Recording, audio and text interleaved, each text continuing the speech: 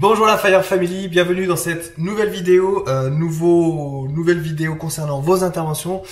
Vous savez, ça fait plusieurs semaines maintenant, j'ai créé un nouveau concept, vos pires interventions. Je vous laisse un peu la parole sur ce format.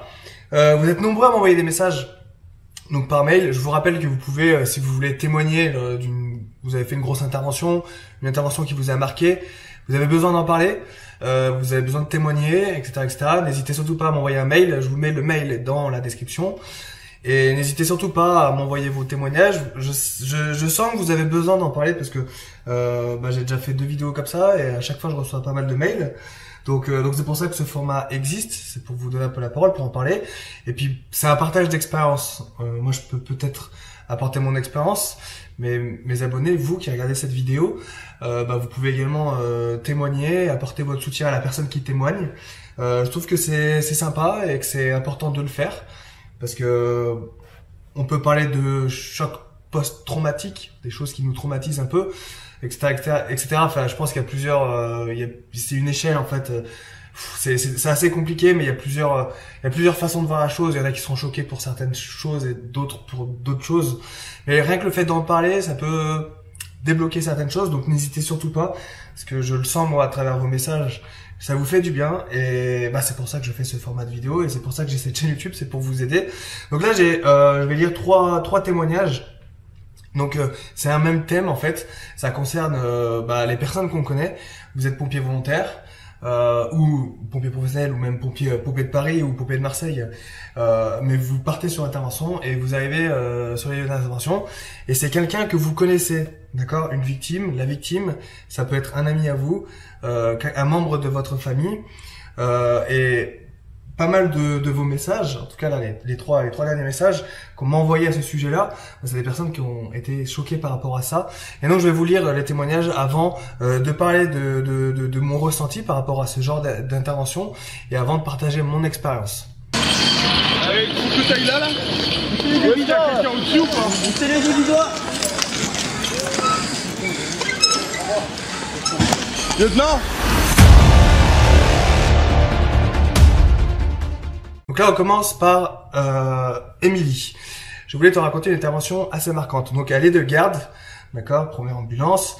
Donc, elle part pour un AVP, donc accident sur la voie publique, un blessé, il n'y a pas de pouls. Donc, voilà ce qui a marqué sur le ticket de départ. Donc, ils arrivent sur l'intervention, les collègues sortent du véhicule. Elle prend donc le DSA et la bouteille d'oxygène, d'accord, donc le défibrillateur et la bouteille d'oxygène. Parce que voilà, sur l'ordre de départ, c'est marqué que la victime n'a pas de pouls, donc le cœur bat pas. Donc elle prend le matériel approprié avec ses équipiers, avec ses collègues. Ses collègues sortent la victime de la voiture et pendant ce temps-là, elle installe le EDSA, donc elle met le patch du défibrillateur sur la victime. D'accord, donc elle pose le deuxième patch et là elle regarde le visage et gros blocage, c'était mon meilleur ami d'enfance. Donc là, Émilie est choquée, donc on m'écarte tout de suite de l'intervention. Et il y a un collègue qui vient me chercher avec une VL, donc un autre véhicule, pour me ramener à la caserne. Depuis, je suis suivi par une psy du service. J'ai beaucoup de mal à m'en remettre. Je suis contente de voir que mes collègues sont là, car je ne sais pas où j'en serais s'ils n'étaient pas là. Bonne soirée et désolé de t'ennuyer avec ça. Tu ne m'ennuies pas.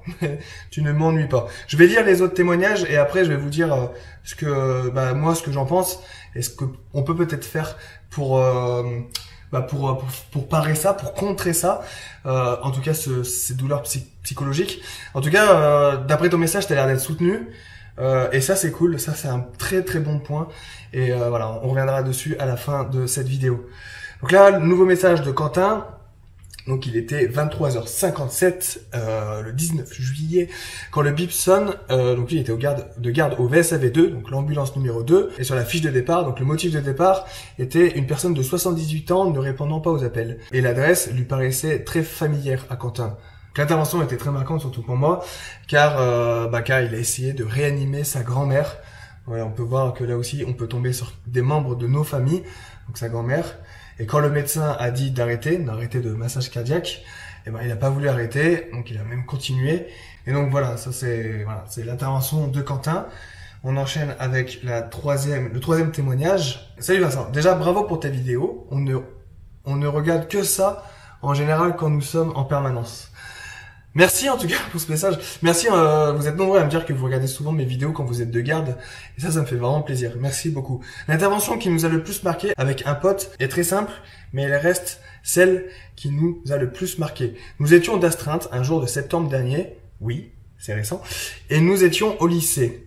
Donc c'est marrant, dès que j'ai lu ton message, en fait, tu peux être au lycée et être de garde et être d'astreinte. C'est intéressant. Pouvoir décaler quand t'es en cours. On arrive, on s'assoit et on débute le cours. Nos deux bips sonnent en même temps, donc on prévient le prof et on se met tous deux en route pour le CIS à moto. C'est ouf, moi je trouve que tu peux décaler quand t'es en classe. On s'équipe, on prépare le VSAV, on attend le chef d'agrès, puis on part. Arrivé sur place, on se rend compte avec mon pote que l'on connaît la moto accidentée. Et par déduction logique, son pilote, pour la simple et bonne raison que le pilote en question est l'un de nos camarades de classe, qui était d'ailleurs en train de passer les tests de recrutement pour nous rejoindre. Je t'autorise à utiliser ce témoignage. Bah merci, c'est pas signé, je sais pas comment tu t'appelles, mais merci en tout cas pour ton message. Et voilà, donc là, on a 3 cas de personnes qui partent pour une intervention et qui tombent sur une victime qu'ils connaissent. Donc ça peut être membre de la famille ou ami. Moi, j'ai jamais vécu ça, en fait, pour la simple et bonne raison que je suis parti à la brigade. Donc c'est clair qu'en étant pompier à Lyon, quand j'étais pompier volontaire, je suis parti une fois pour une personne que je connaissais, un accident de moto. Le pilote, c'était un de mes camarades de classe. Lui, il était pas blessé, sa copine était un tout petit peu blessée, juste une cheville, rien de bien grave, rien qui m'ait marqué. Mais j'aurais pu intervenir sur des membres de ma famille ou mes amis. Parce que le secteur là où je vivais chez mes parents, c'est le secteur de ma caserne. Donc voilà, là où il y a mon collège, là où il y avait mon collège, toute ma vie était là, donc c'est clair que ça peut arriver. Et après, quand je suis parti à la brigade pompier de Paris, là je ne connaissais personne, donc ça risquait pas d'arriver, hein, sauf si j'avais des amis qui venaient sur le secteur, mais ce n'est pas arrivé. Donc voilà, c'est vrai que si vous travaillez loin de chez vous, sur un autre secteur, ça arrive moins, mais ça peut arriver, hein, on n'est pas à l'abri de ça. Et surtout quand on est à la brigade, après on peut créer sa vie à Paris, on peut s'installer, faire monter sa famille ou fonder une famille à Paris, et voilà, ça peut arriver. C'est des choses qui peuvent arriver, tout comme partir sur intervention et aller aider, aller secourir des collègues. Moi, ça m'est déjà arrivé une fois à Paris. On part sur intervention. J'en parle un peu dans mon livre. On arrive sur intervention. Il y a en gros, hein, je vous la fais courte. Il y a un vérin qui a pété, vérin hydraulique qui a pété et qui a en gros cassé la gueule à deux de nos collègues, 2 de nos pompiers. De la compagnie. Ouais, c'était pas ma caserne, mais c'est la compagnie. Donc j'arrive sur place, il y avait un caporal-chef que je connaissais très bien et un caporal première classe que je connaissais également très bien, qui sont au tapis et il a fallu ils étaient pas en arrêt cardiaque, hein, ils étaient juste blessés, ils étaient inconscients. Un des deux était inconscient et l'autre était fracturé au niveau de la jambe. C'était quand même très grave. Ils s'en ont sortis et voilà, c'est clair que ça fait vraiment bizarre. Ça fait vraiment bizarre. Donc je peux vous comprendre, surtout quand c'est des proches, très proches de vous, et surtout quand c'est la famille, et surtout quand les personnes décèdent. Voilà. Après, je pense que le fait d'en parler déjà, c'est une bonne chose. Il faut pas garder les choses pour vous, il faut s'extérioriser. Bien entendu, pour s'extérioriser, il faut choisir les bonnes personnes. Il faut pas le faire avec n'importe qui, parce qu'il y a des gens, ils vont s'en foutre.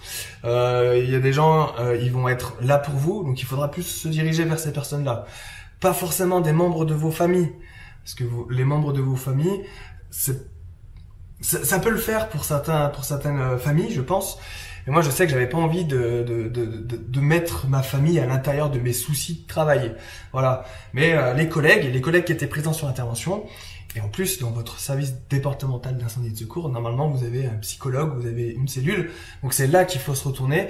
Votre chef de centre, votre chef de service. Je sais pas, vous avez peut-être un parrain dans votre caserne. Donc c'est vers ces gens-là qu'il faut se retourner. Les gens qui étaient sur l'intervention, le chef d'agré de l'intervention. Et il faut leur en parler. Il faut vraiment pas hésiter à leur en parler. Je pense que c'est une bonne chose que d'en parler. Déjà, vous m'envoyez un message, c'est bien. Donc voilà. Pour la plupart d'entre vous, je pense que vous êtes entourés. Donc ça, c'est vraiment une bonne chose. Après, vous voyez, moi, dans mon livre, à la fin du livre, si vous voulez, j'ai écrit pas mal de lignes, pas mal de pages même, sur le fait, c'est mes conseils, le fait de devenir et être un bon pompier. Et je vais vous montrer ça avec l'autre caméra. Je développe ce sujet-là. Pas forcément le fait de connaître quelqu'un sur l'intervention que vous faites, mais le fait de pratiquer le lâcher prise, j'en parle ici, Le métier de sapeur-pompier est prenant, il faut donc apprendre à lâcher prise. Cela consiste à faire le vide de temps à autre, afin de repartir sur de bonnes bases. Souvent, avec les interventions et le rythme soutenu de la vie à la caserne, vous allez avoir l'impression de bouillir à l'intérieur. Vous serez tendu comme un ballon de baudruche qu'on remplit d'air, encore et encore. N'attendez pas qu'il explose, videz-vous la tête de temps en temps, si possible régulièrement, sinon vous risquez le burn-out. Cet état de fatigue intense et de grande détresse causé par le stress au travail. Et oui, cela arrive également chez les pompiers. D'accord? Donc voilà, donc ça c'est le sujet que j'ai traité, qui s'appelle le lâcher prise. Il y a aussi, sujet très important, être là pour vos collègues. Donc voilà, c'est important d'être là pour ses collègues. Par moments, certaines situations ne vont pas vous affecter plus que ça, mais elles toucheront un ou plusieurs de vos collègues. Soyez alors observateurs. Par fierté, certains ne voudront pas forcément vous le dire. Ce sera à vous d'aller vers eux. Il n'y a pas de honte à dire. Ça va? Tu veux en parler? N'hésite surtout pas, je suis là. Et pourquoi pas envoyer un message à la fin de la garde pour lui rappeler que vous êtes là. Au moins, si votre collègue ne voulait pas en parler en face à face, vous lui laissez une nouvelle occasion d'ouvrir son cœur. Soyez cette personne attentive, attentionnée et toujours bienveillante. C'est de ça qu'est fait un bon pompier. Vous apprécierez le jour où on viendra vous demander si vous allez bien alors que vous n'osiez pas formuler un désarroi. Donc voilà, ça c'est sur être là pour vos collègues, très important. Et il y a un autre chapitre également que je traite qui s'appelle la compassion et le détachement. Il va falloir apprendre à se détacher. Et bien sûr, je parle aussi de la mort. Donc voilà, je parle de tous ces sujets sur mon bouquin. Et je sais que vous êtes nombreux également à m'envoyer des messages en me disant que mon livre vous aide. Et ça fait vraiment plaisir. Mais voilà, pour faire un peu la synthèse de comment traverser l'épreuve d'une intervention que vous faites en sachant que c'est des victimes que vous connaissez, je pense, et si vous avez d'autres solutions, enfin d'autres idées, n'hésitez pas à me le dire dans les commentaires. Mais moi, je pense que l'arme fatale, et c'est ce que je dis dans mon livre, l'arme fatale, c'est la discussion, en parler, quoi. C'est pas toujours facile. Souvent, on va se replier, et c'est pour ça que ceux qui regardent la vidéo, qui ne sont pas forcément, qui n'ont pas vécu ce genre de choses, soyez attentifs envers vos collègues, observez vos collègues. D'accord? Certaines personnes parlent beaucoup et à un moment ou à un autre dans la journée, elles vont plus parler. Alors pourquoi elles parleront plus? Peut-être qu'elles ont été traumatisées par une des interventions. Donc soyez juste attentifs, soyez à l'écoute, allez voir vos collègues, discutez avec eux, posez-leur des questions et puis voilà, on est pompiers, on est un peu des frères, des sœurs dans une fratrie, dans une famille. Donc soyez attentifs, allez voir l'autre, allez voir les autres et voilà, comme je dis dans le livre, envoyez message sinon. On est vachement connectés, on peut s'écrire, donc le soir en rentrant à la maison, vous pouvez envoyer un petit message pour prendre des nouvelles, ça coûte rien, et la personne pourra peut-être plus facilement se livrer. Voilà, c'est des petites solutions, hein. Il y en a plein dans le livre, mais il faut vraiment être solidaire face à ce genre de choses. Et en tout cas, vous avez l'air d'être entouré, et ça c'est cool, c'est le principal. Mais voilà, n'hésitez surtout pas à en parler autour de vous. Et je sais que c'est pas toujours facile, mais bon, c'est pour moi la meilleure des solutions. Voilà, pas garder ça pour vous. C'est pour ça que je parle du lâcher prise dans le livre. Lâcher prise, c'est très important, c'est souffler quoi, souffler un bon coup. Et en fait, parler fait partie du lâcher prise. Voilà, ça fait du bien, on se déleste. Donc voilà les amis, n'hésitez surtout pas à commenter cette vidéo si vous avez des choses à rajouter, si vous avez vécu ce genre de choses. Voilà, comme j'aime bien le dire, jette un pavé dans la mare. Maintenant, il faut en discuter et n'hésitez surtout pas à mon mail dans la description si vous voulez raconter vos interventions qui vous ont marqué, vos pires interventions. Ça peut vous faire du bien. Et puis voilà, je vous rappelle que j'ai mon bouquin. Voilà, j'ai des super avis sur Amazon. Donc merci pour ceux qui ont laissé des avis, ça fait vraiment plaisir. Et vous êtes nombreux à m'envoyer des messages pour me dire à quel point le livre vous aide. Donc voilà, c'est vraiment un plaisir hein, de faire ce genre de vidéo et de vous proposer ce livre pour pouvoir vous aider. Et en tout cas, je suis vraiment content de réussir à faire ça, de pouvoir vous aider. Et ça, c'est cool. Donc voilà, l'affaire Family, c'est dans la description. Abonnez-vous à ma chaîne YouTube pour ne rien manquer des prochaines vidéos. Laissez un pouce bleu, partagez cette vidéo à vos amis. Peut-être que vos amis en auront besoin. Vous pouvez leur envoyer la vidéo. Peut-être que des gens, peut-être que des amis un peu perdus, ça peut peut-être les aiguiller. N'hésitez surtout pas. Quant à moi, je vous dis à demain pour la prochaine vidéo. Rompez l'affaire Family, prenez soin de vous, faites attention sur l'intervention et à demain pour la prochaine vidéo. Ciao. À droite, il y a un appartement là.